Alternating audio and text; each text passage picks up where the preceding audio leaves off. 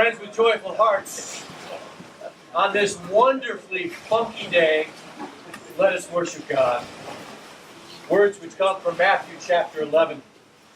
Come to me, all you who labor and who are heavy laden, and I will give you rest. Take my yoke upon you and learn from me, for I am gentle and lowly in heart, and you will find rest for your souls. Let us pray. Lord, how good it is to gather, sisters and brothers, in your name. We give you thanks for this day and humbly ask that you'll bless us, each and every one, with open hearts and open minds, to not only sense the Spirit in the midst of us, but also to be present to you and all of nature, that we might gain a glimpse of the people, both individually and as a family of faith, that you would have us to be. Amen.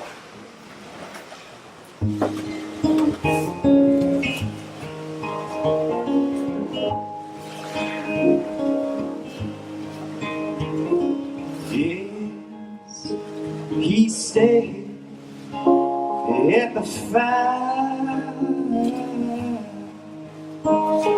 His hunger to leave, well, you know, his poor heart alive. The skin smelled like black cherry blossom perfume. The sailboats, they all drifted by.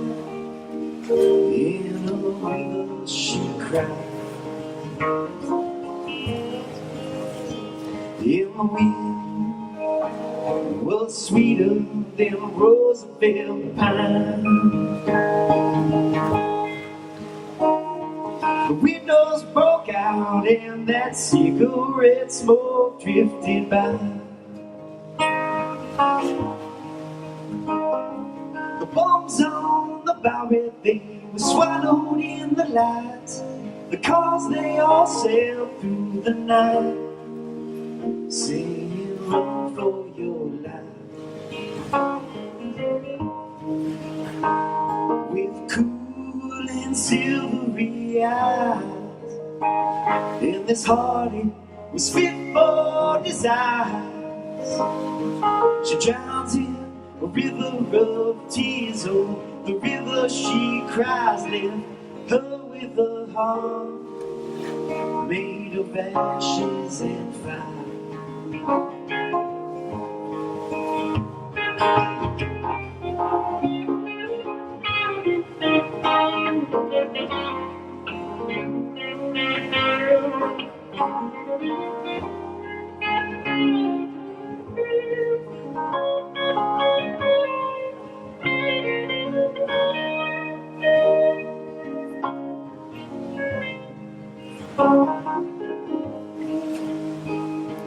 One day, there was this silence that spread through the town. There was no reason to speak, so no one made a sound. Her eyes were all in the cold, the cats, they were calico, the sailboats, they all drifted by. In the river she cried, with smooth and silvery eyes. In this heart, it was fit for desires. She drowns in a river of tears, oh, the river she cried, left her with a heart made of ashes and fire. Ashes and fire. Ashes and fire. Ashes and fire.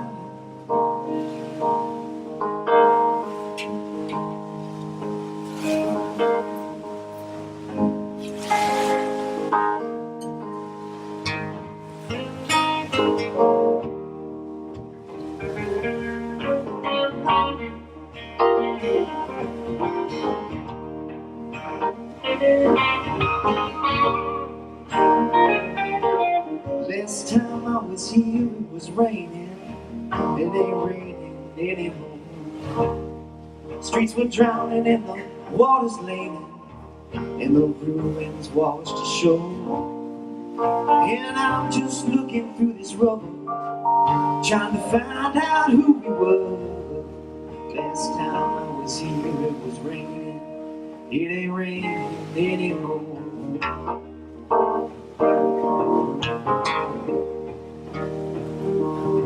Last time I was here, you were waiting.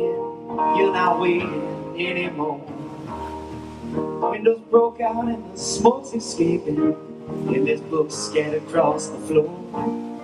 And the church bells ringing through the sunrise, and your coat was full of bullet holes. Last time I was here, you were waiting.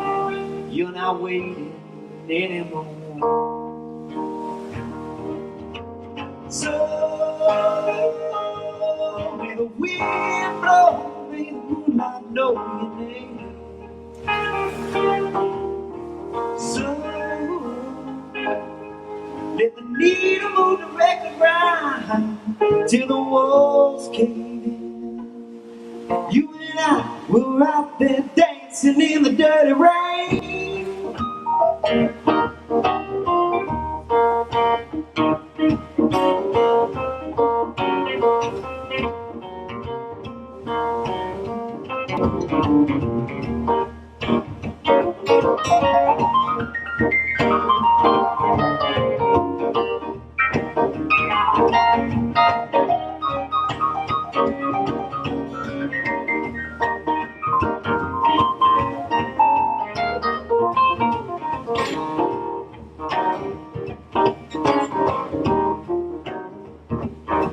Last time I was here, you were raining like you never seen it rain.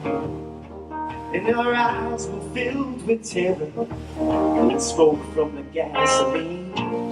And the stars exploded with the gunfire. I saw you smiling just before. Last time I was here, it was raining. It ain't raining anymore. So may the wind blow, may the moonlight know your name. So let the needle move the record round till the walls cave in. You and I were out there dancing in the dirty rain.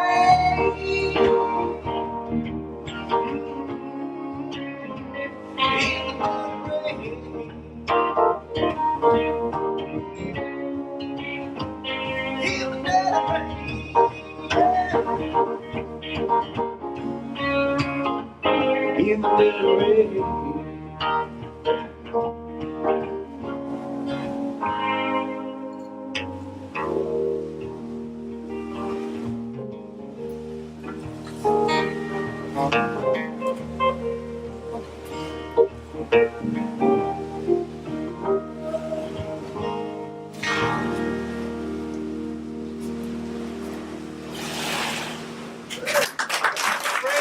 Take a moment and say good morning to those whom you're seated near.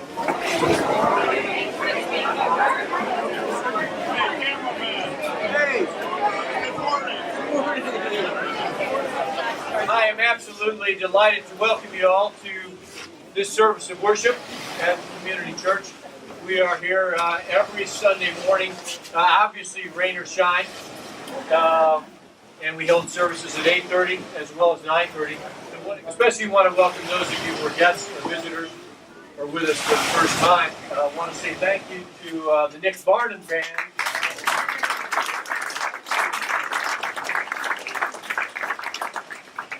Being here early, bright and early, playing 2 services and doing an awesome job of providing inspiring music. Thank you so much. Also, next Sunday we have our annual Father's Day service. That means you have to tolerate listening to me sing and play the ukulele, a song called New Old Spice that I wrote for my dad many years ago. And Hannah Square will be at our first musician at the 9:30 service. We'll be fortunate to have Austin McGreevy providing music as well. There are over 30 of us who will be leaving bright and early tomorrow morning to go to North Carolina. It's our high school work trip, and we'll include those in our prayers during joys and concerns. We're going to a place called the Farm Church in Raleigh, Durham. And these are folks who won a prize that we put together with McCormick Seminary called the McCormick Prize for Innovation as the most innovative new church in the United States a couple of years ago. And they have combined being a family of faith and a worshiping community with food insecurity and trying to be a place that cares for all those folks in the Raleigh-Durham area in particular who are hungry and malnourished. And so the kids in our church are going to be getting their fingernails full of soil, and we're going to have a great time. And so look forward to telling you more about that upon our return this coming Sunday.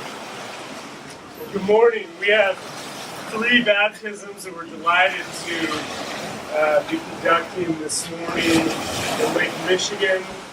Thinking about baptism, I was watching the show Comedians in Cars Getting Coffee. I don't know if you've seen this. Something caught my attention that I believe is illustrative for understanding the meaning of baptism, particularly paedobaptism, the baptism of children. If you haven't seen the show, the premise of the show is that Jerry Seinfeld, a major car aficionado, picks out a different fabulous car to drive each episode, and he chooses it based on who his fellow comedian guest is. And as the show indicates, it's Jerry with another comedian in a car talking and laughing. Now, Jerry, in this episode that reminded me of the significance of baptism, Jerry picked up the comedian Jim Gaffigan in a pea green Westphalia camper van, and they parked it in New York City's Central Park, and did kind of a mini camp out, making coffee and in the van's kitchen, and then sitting out, watching people go by and discussing whatever they decided to discuss. And what caught my attention was this exchange between the two. Jim said to Jerry, "Does your son love cars?" And Jerry said, "No." Jim said, "He doesn't?" "No." "Is there a sense of disappointment?" "No, it's actual disappointment." If the sacrament of baptism is about anything, it's about releasing our children to God, giving up our projections and expectations and disappointments of who they should be, trying to make them in our image, and allowing them to be created in the image of God that is as vast and diverse as the universe itself. As parents, particularly as grandparents, as friends, we indeed have an unmistakable and profound influence upon our children. I'll share this piece of advice from a favorite tennis pro around here. Many of you know him. He gave me this piece of advice. I call it the 85-15 rule. 85% of our children do as we do. If you want them to do something, then do it. And eventually that will come out of them. The rule's predicated on the truth that it doesn't so much matter what you say as what you do. And then there's the 15%, and they're wild cards. You don't know what's going to happen there. According to the tennis pro, unpredictable. But whether your child is the 85% or the 15%, every child simply needs us to love and nurture them. And loving and nurturing them means giving them permission and blessing, as we will do this morning, to be who God is creating them to be, with unique abilities and talents and inspirations. So in the sacrament of baptism today, we will mark and we will immerse, not fully with a sprinkle, Sawyer, Teddy, and Danny with water, symbolizing that their parents and this community of faith that surrounds them are giving these children over to God, giving them over to their fullest life, their truest self, immersing and entrusting their life in all of its details with God. So I rewrote Jim and Jerry's conversation just in a minor way. What if it went like this? Jim says to Jerry, "Does your son love cars?" "No." "He doesn't?" "No." "Is there a sense of disappointment?" "Not at all. What worries me is if he wants to grow up and be a stand-up comic." Before we walk down to the lake, I just want to mention, at the community of church, we now have a tradition of buffalo baptisms. And so today will be a buffalo baptism as we mark and immerse these children in the life and love of God. We also like to extend that to all the world in the form of a buffalo bicycle. World Bicycle Relief makes these sturdy bicycles called buffalo bikes, and they provide transportation for students, for medical personnel to go where they need to go and do what they need to do. So if you'd like to make a donation towards the $147 that it takes to purchase one of these bicycles, we would love to do so and give each one of these children a certificate that they've participated and have been a part of a buffalo baptism. Baptism is not about choosing to be a child of God, but acknowledging that we are all children of God. And in realizing the magnitude of that reality, realizing we have nothing to fear. And so today, and I may need to amend these words, let us walk down to the Great Lake, Michigan, to bless and mark these children.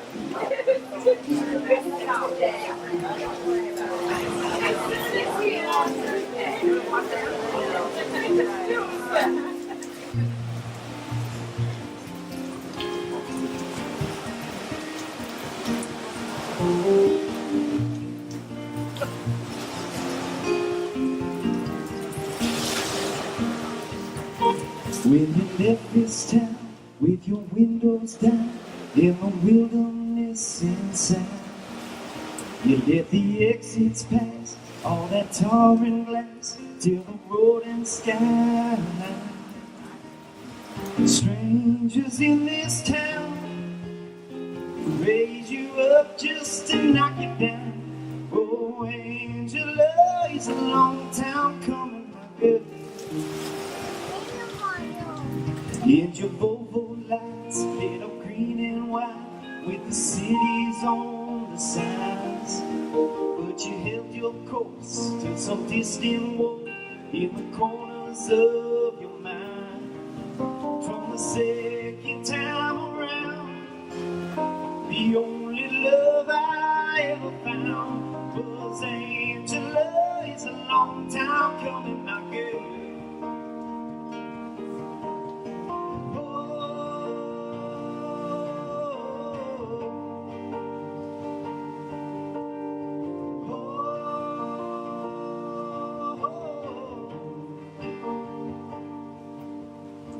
safe and warm in your coat of arms with your fingers in her face. And did you hear the notes, all the static codes in that radio's abyss? Strangers in this town raise you up just to knock you down. Oh, Angela, it's a long time coming, my girl. Oh, Angela, spent your whole life running away, but now you're home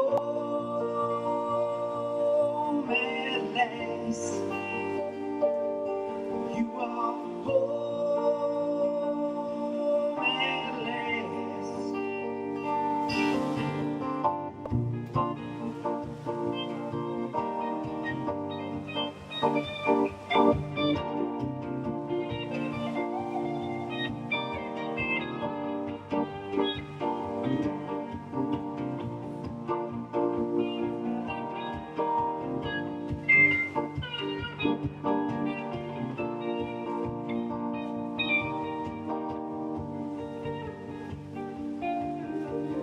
Vacancy, hotel room, lost in me, lost in you, Angela.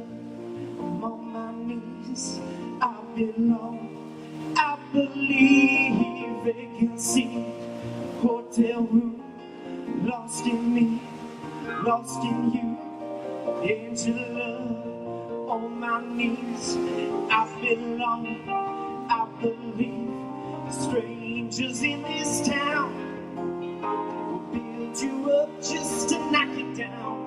Oh, Angela, spent your whole life running away. Oh, Angela, spent your whole life running away. But now you're home.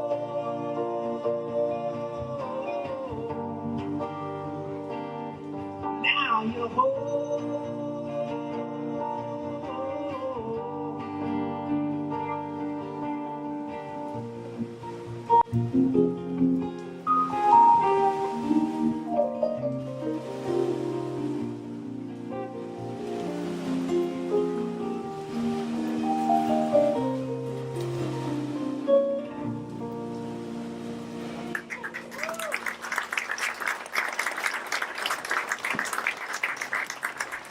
Well, I have all kinds of good news to share this morning, but maybe the best good news for you all is that when the preacher is cold and wet, it makes for a short sermon.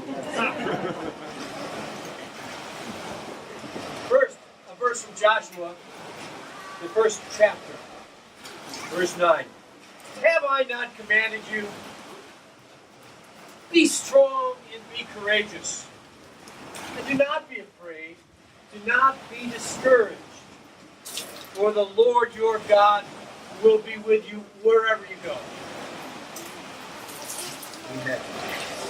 The Onion is a satirical newspaper that some of you are familiar with. And they had this recent headline. I quote, CNN holds morning meeting to decide what viewers should panic about for the rest of the day.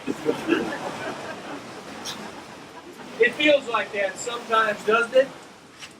What crazy headline are we going to hear today that is going to pull the rug of safety and security out from underneath us? Is it going to be about shootings or pollution or terrorism or war or nuclear weapons? What's it going to be? It's little wonder that young people generally don't watch the news or read newspapers these days, for it's so consistently discouraging that it becomes overwhelming. And it's easy to conclude, if you listen to the news, if you read the headlines, that the world is pretty much going to hell in a handbasket. But is it? That's the question Professor Steven Pinker of Harvard asks. In short, in recent years, he's tried with his research to respond to this question: is the world getting better or worse? If we rely on the headlines, it's a death spiral. All the shocking, titillating, morose, blood pressure rising stories we hear over time all add up to make us feel like we're on a collision course. The speaker says, you never hear a broadcast journalist say, well, I'm reporting from a country that's been at peace for 40 years. We almost never hear that good news like 137,000 people today escaped extreme poverty. But what if, Pinker said in his celebrated TED Talk recently, what if we don't rely on the news media to gauge the trajectory of the world? What if we don't rely on our memories? Of which Franklin Pierce Adams pointed out, nothing is more responsible for the good old days than a bad memory. What if we measure our well-being with a constant yardstick of whether or not the world is getting better or worse? That's what Pinker has done, and his results to many people are quite surprising. He took a point in time, many of us were there 30 years ago, back in 1988, and he measured how the world is doing right now as opposed to how it was doing in 1988. Here's what he found, just a snapshot of the United States. The homicide rate today is 5.3 people die at the hand of another in the United States per 100,000. 5.3 today. 30 years ago, it was 8.5%. Citizens in poverty in the United States, 7% today. 30 years ago, 12%. Particulate matter messing up our environment, today 21 million tons, 35 million tons 30 years ago. Sulfur dioxide, 4 million tons today, 20 million tons 30 years ago. The same pattern exists in the world. Ongoing wars. Today there are 12 ongoing wars. 30 years ago, there were 23. People living in extreme poverty, 10% of our world today.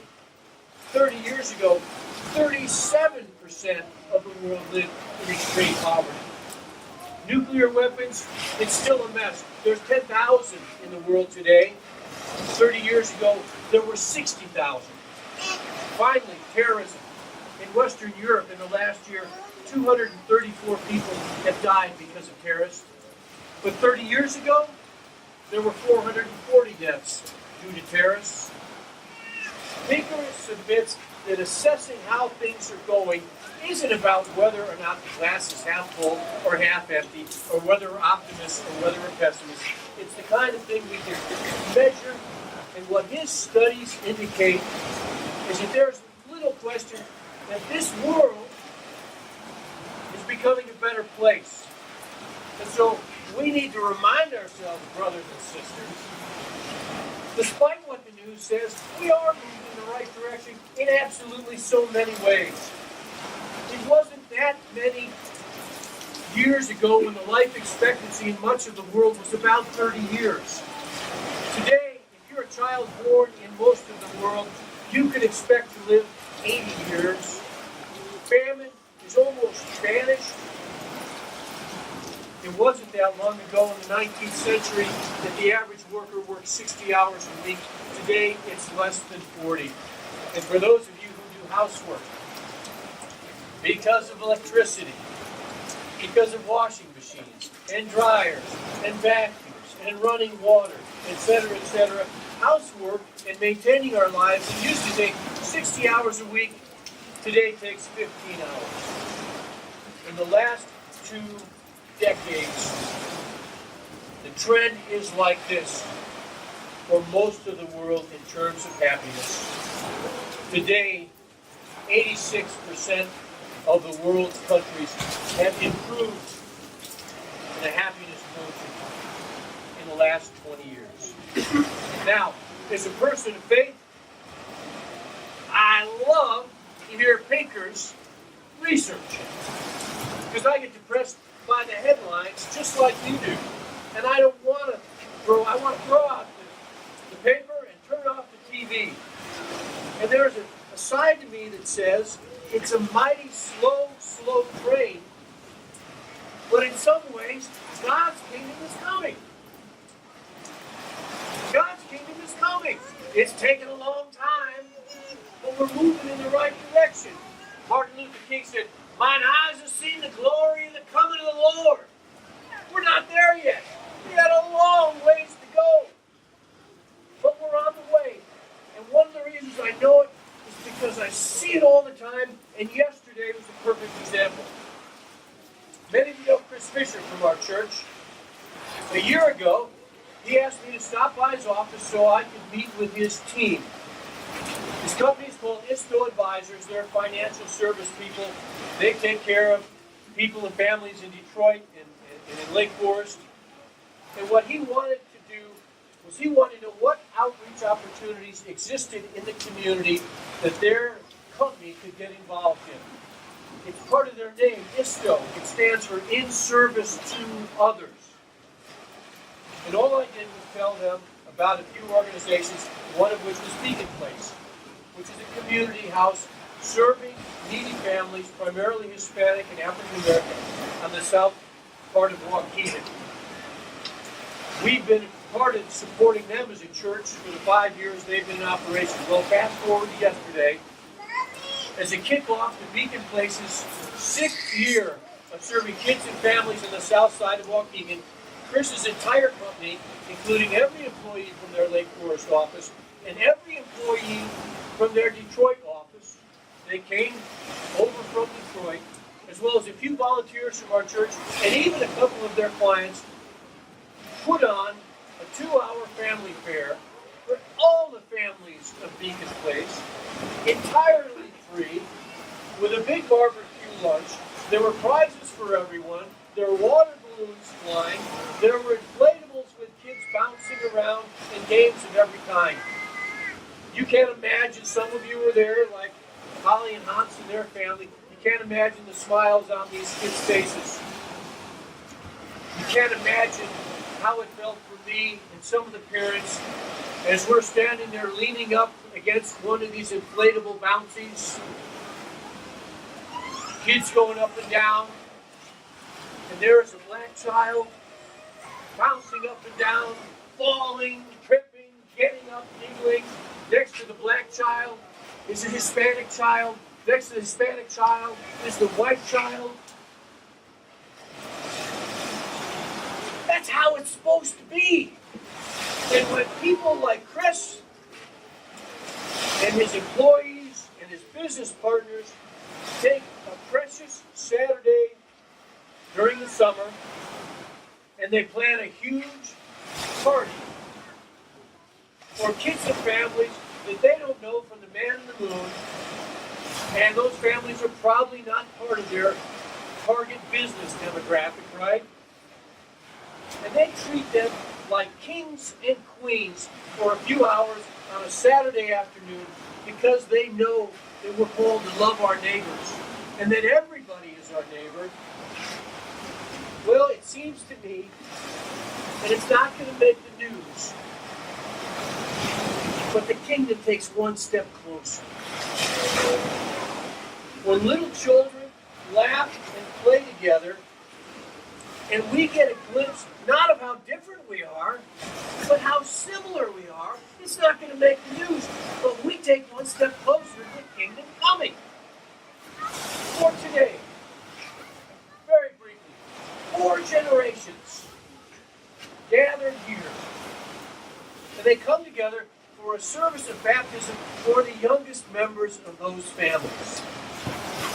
And we welcome those children to a family of faith, and we make a commitment to carry on a tradition that's about grace and hope and peace and loving God and loving neighbor, a tradition that's going on for 2,000 years. That's not going to make the news, but we're taking one step closer to the kingdom coming. So that was yesterday. This is today. Here's the question for every one of you for tomorrow. What are you going to do? What one thing are you going to maybe even the day after that, it's never going to make the news.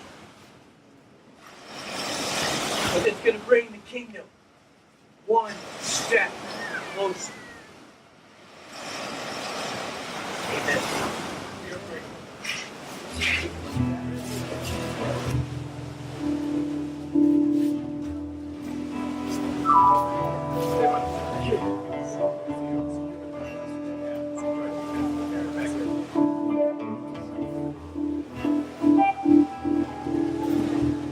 Well, I've been thinking about dropping out and living this old river, sweeping into the sea.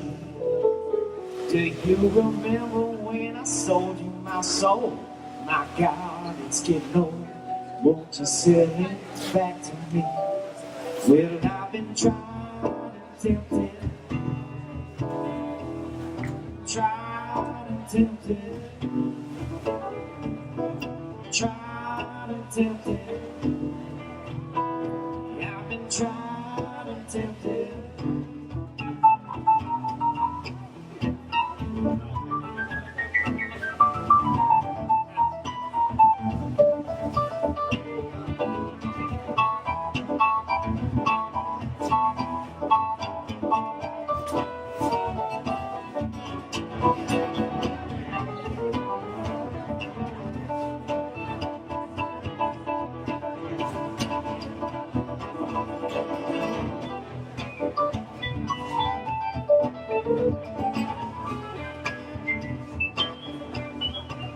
Well, I've been thinking about turning around and living this old stream and climb the mountain of youth.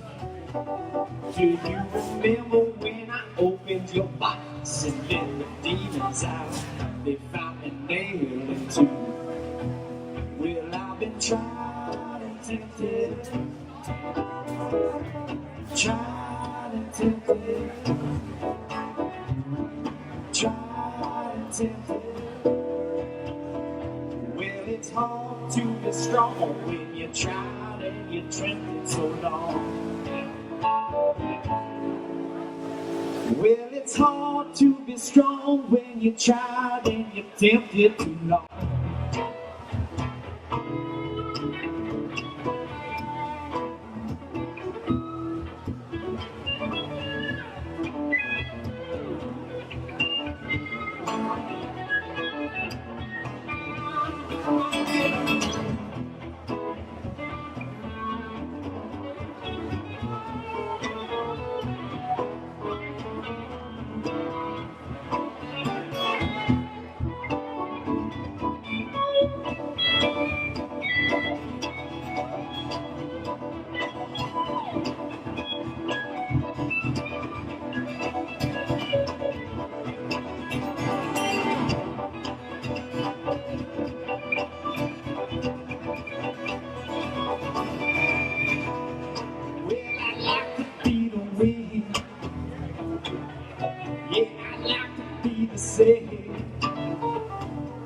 Well, I'd like to be the train off the rail.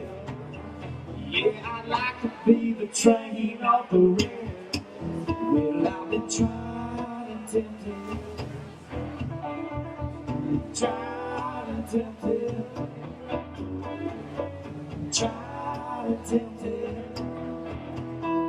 Well, it's hard to be strong when you're tried and you're tempted too long. Well, it's hard to be strong when you're tried and you're tempted so long. Well, it's hard to be strong when you're tried and you're tempted too long.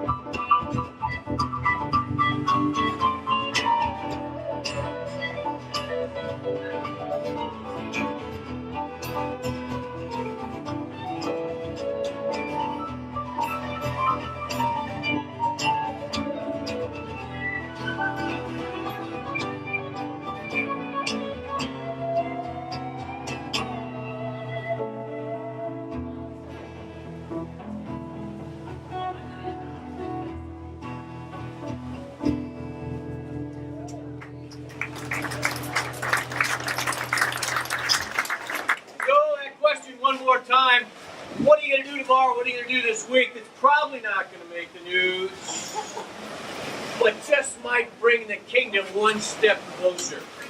Go in peace, and the people said, Amen. Nicely done. Yes, ma'am. All right. Well, I think